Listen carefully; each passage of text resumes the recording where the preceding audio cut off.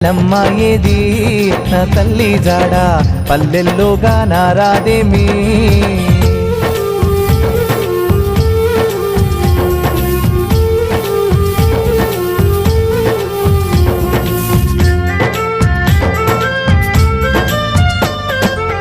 చింతా చిగురు దూసి చిన్న చిన్న కుప్పలు కోసి చింతా చిగురు దూసి చిన్న చిన్న కుప్పలు కోసి వడ్ల గింజలు పెడితే వట్టి చేపల పులుసు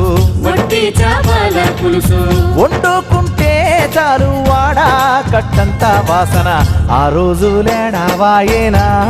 మా పల్లెలల్లా ఎల్లమ్మ ఏమైపోయేనా ఆ రోజు లేడావాయేనా మా పల్లెలల్లా ఎల్లమ్మ ఏమైపోయేనా